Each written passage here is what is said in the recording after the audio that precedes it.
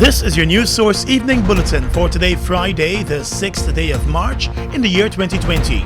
I'm Gordon Mosley. Here is what we're tracking tonight. Supporters of the People's Progressive Party launched protests against the Region 4 election results in several parts of the country today. In the Berbice region and along the east coast and east bank of the Marara, the protesters want a verification process to restart. In some areas, fire was set to logs, tires, and other pieces of debris. In Berbice, 4 school children had to be taken to the Fort Wellington Hospital with injuries after a group of protesters attacked the school bus that they were traveling in through Bad Settlement. Since early this morning, the protesters, who are supporters of the PPP, have been protesting against the elections and the declaration of the Region 4 results. A short video recording of the attack on the school bus taken from inside the bus showed the children running for cover as the protesters started to pelt objects at it, smashing the back windscreen. The Region 5 RDC, in a statement on its Facebook page, confirmed that 4 children were injured and taken to the hospital. News Source understands that they have since been released. The David G. school bus is part of the President's public transportation system for school children. The buses are in several regions and provide free daily transportation to and from school for the children. Closer to Georgetown, protesters also gathered at Lusignan, blocking the main roadway and setting tires and other objects on fire. PPP candidate and executive member attorney Anil Nandlal rushed down to the area and asked the protesters to keep the peace. He said that PPP was handling the matter and he is confident that the party will triumph. He encouraged the protesters not to block the roadway and to get back to their homes. I ask you to continue to be vigilant, continue to be mobilized. But my appeal to you here today is to remain calm. I am asking you if you can remove from the roadway, please. Let us Where we gonna go? Where we gonna go? Where we gonna go?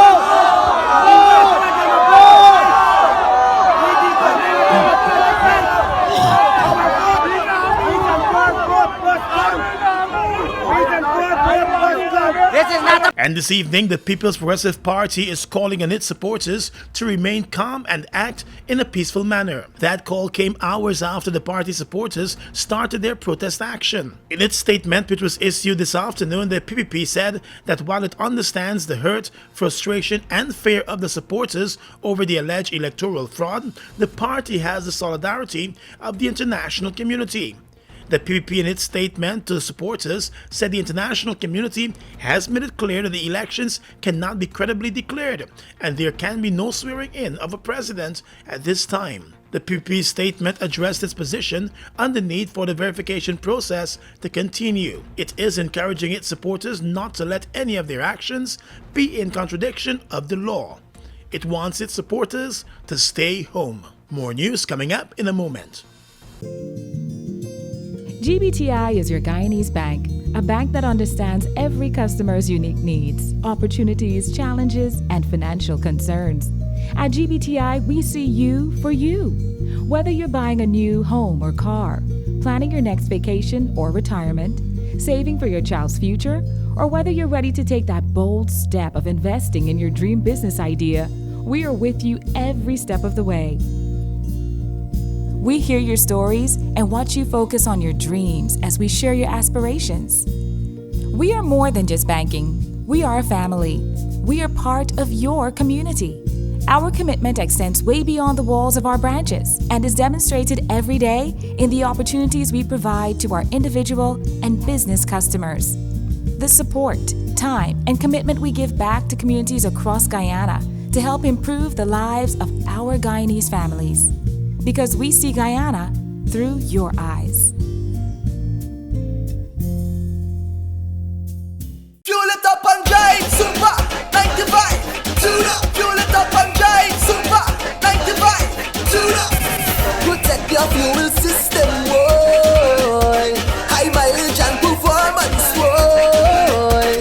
Guy Oil Super 95 gasoline gives you more reasons to drive and is available at 56 service stations nationwide. For affordable price, high performance, and high mileage, choose Guy Oil's Super 95 gasoline. Fuel it up and drive. They've made a positive impact on the heavy-duty transportation industry in Guyana since they've arrived. Guyanese are amazed at their power, durability, efficiency, and superior handling capabilities. These are brand new trucks, manufactured in partnership with German, Italian, and French companies. They have a powerful reputation for operating under very adverse Guyanese conditions and come with full after-sales service and spare parts. They're the most sought-after trucks today, with over 500 units in Guyana, and they're available in over 100 countries, including South America and the Caribbean. Be smart. Buy brand new ST Howo trucks today. Call 608-4998 and arrange for an inspection at ST Truck Guyana Incorporated, Block B, Public Road, Covenant, East Bank, Demerara. Tired of long lines? Register with MyGTT at mygtt.co.gy. That's mygtt.co.gy to view and pay your bills from anywhere. Enter to win an Amazon gift card worth $25 or a bounty voucher worth 5,000 Guyana dollars when you sign up today. GTT, do more. Welcome back. Following up on their joint statement last evening, which expressed concern about the declaration of election results for Region 4 before a full verification was completed, the American, British, Canadian, and EU missions in Guyana this morning claimed that they are in receipt of credible allegations of electoral fraud. The ABCE diplomats did not reveal the source of the credible allegations or any other detail about the allegations, but said they are deeply concerned about the allegations which, according to them, may influence the results of the elections. The four issued a call on all to ensure proper procedures are in place to yield a credible election result. They said a fair and free process is vital for the maintenance and reinforcement of democracy in Guyana. They also issued a call on President David Granger to avoid a transition of government, which they believe would be unconstitutional as it would be based on a vote tabulation process that lacked credibility and transparency. The mission heads were all observers for the elections. And the international observer missions appear to be mounting pressure on the Guyana Elections Commission to return to the verification of Region 4 results, although there has already been a declaration by the returning officer. They want the verification process to continue.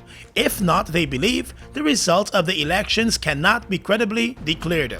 In a joint statement, the international observer missions from the Commonwealth, the Organization of American States, the European Union, and the Carter Center said the tabulation of results for the election in Region 4 was interrupted and remains incomplete. They claim that the law requires that a tabulation must be conducted in the presence of party agents and observers. They noted that until this transparent process takes place, the counting of votes recorded for Region 4 remains incomplete. And they added that a transparent tabulation of results for Region 4 must be resumed in order to proceed to the establishment of national results. The observers also added that a calm and conducive environment must be provided by the police and the political parties must adhere to the codes of conduct signed by them. The international observers said the Guyana Elections Commission, including the chairperson, the commissioners, the chief elections officer, the returning officer, and the deputy returning officers in Region 4 must be available and committed to establish the results for Region 4 in accordance with the law. Well, with the American, British, Canadian, and EU diplomats along with international observers pressing the Guyana Elections Commission to return to a verification process for the Region 4 elections, President David Granger this morning reminded CARICOM and the OAS that he will not interfere in the work of the Guyana Elections Commission. The Ministry of the Presidency in a statement said President David Granger met this morning with the Secretary General of the Caribbean Community CARICOM and representatives of the Organization of American States. The meetings took place at his office.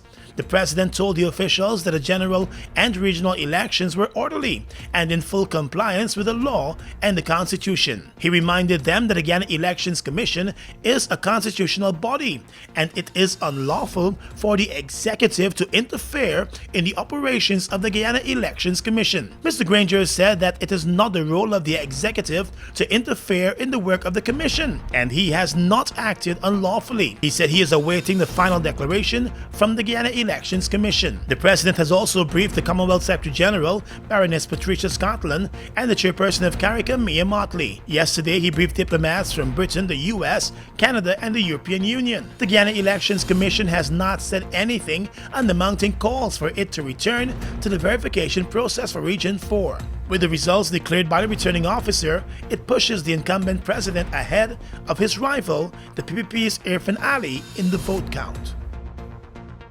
Let's tell you now that a subdued PPP General Secretary Bara Jagdeo, in a video statement this afternoon, asked his supporters to stay at home and be calm. Mr. Jagdeo released a video statement with the plea following hours of protest by supporters of his party in Berbice and along the east coast and east bank of the Marara and sections of the west bank. In Berbice, some of those protesters attacked a bus of school children who were being taken to school. In his statement this afternoon, Mr. Jagdeo made no reference to that incident, but warned his supporters to not break the law. We will guide you as to what should happen further, but do not break the law at this point in time. Well, at any time, but do not break the law. Stay at home, remain calm, but vigilant. Read what we're putting out. Stay glued to the television and to the other media sources, and we will give you guidance. But last evening, while speaking to supporters outside his party headquarters, a riled-up Jagdeo called on those supporters to defend democracy, telling them that the protests will follow the president. It's a fight for Guyana. Yes. Not just for PPP anymore. No. Because if this small group of thieves, the thieves,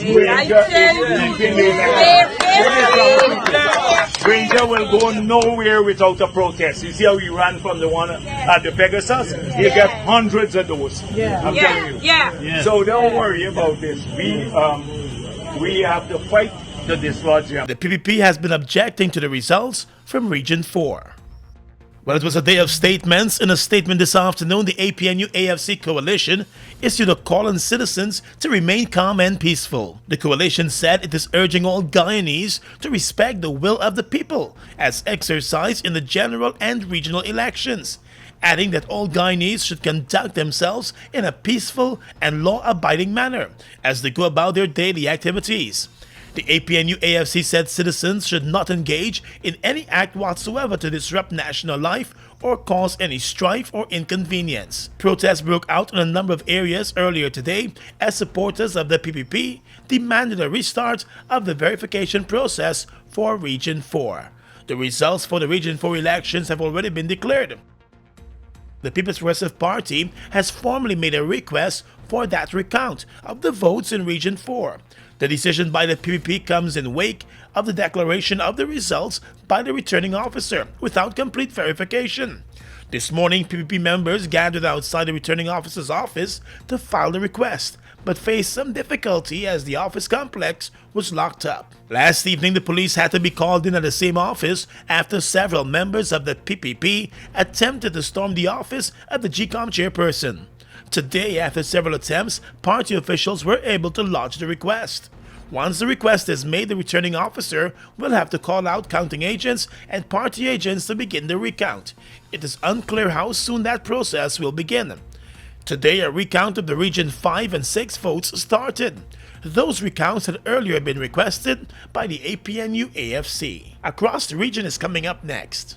We are legions of men standing strong, but never too proud to stoop and help someone. We must send a clear signal to all. Do right. Walk in upright ways, knowing that's what being a man is all about. And ever aware that things will only get worse when good men do nothing. Stand strong. Be the one to live right. Falls, a trademark of China's Zhanghao Incorporated, located at Land of Canaan East Bank Demerara, was incorporated in April of 2013 with over $10 billion Guyana dollars invested in a state-of-the-art 100,000 barrel fuel storage facility, a modern service station, an office complex, and a modern wharf that can berth international vessels. Having no association with any other fuel company, Falls imports its own fuel, which meets quality specifications, has all the legal permits, and is in compliance with international requirements. Its bulk facility can load 8 trucks simultaneously at a rate of 1,000 liters per minute, while the service station can service 12 cars at a time using computerized fuel pumps which can facilitate the use of ATM cards. Through its professional team of mostly Guyanese, Falls wholesales and retails fuels to the public, including farmers and miners, and will continue to positively contribute to Guyana by providing quality products, service, and attractive prices. Try Falls today for all your fuel needs. Across the region right now, the Caribbean Public Health Agency has upgraded the region's risk of the coronavirus from low to moderate high in light of the increase of the importation of the virus to the region. According to the agency's Executive Director, Dr. Joy St. John, health authorities of member states in CARICOM must shift their mindset from preparedness to readiness and rapid response and continue to do all that is necessary to strengthen their capacity to respond to possible importation of cases. Based on the upgrade, stakeholders in the regional tourism and health sectors are in the process of implementing readiness and response measures to prevent and contain the coronavirus. Recently appointed Haitian Prime Minister Joseph Hutte intends to focus on fighting insecurity and inequality while boosting the economy. Hutte, a trained civil engineer who was appointed this week by President Moïse, is considered an experienced policymaker. He was Environment Minister and Interim Finance Minister and also worked for the humanitarian agencies. He has issued a call on Haitians, the divided political class, and the international organizations to stand by him at a time of economic crisis. The U.S. Embassy in Haiti, in a statement, said it would work with Moïse and the new Prime Minister, but urged them to improve security and economic growth in Haiti. And finally tonight, international news. U.S. President Donald Trump has signed an $8.3 billion emergency bill to combat the coronavirus outbreak, with confirmed cases reaching 233 in the U.S. in addition to 14 deaths. President Trump urged calm, adding, "It'll go away." The White House has faced criticism for its response and has acknowledged the U.S. does not have enough test kits to meet rising demand. Results are being awaited of tests on passengers on board a cruise ship being held off San Francisco in California. Dozens of those passengers were tested on Thursday after a passenger died and at least 4 others became infected on a previous voyage by the ship. And that's your News Source Evening Bulletin for tonight. I'm Gordon Mosley reporting.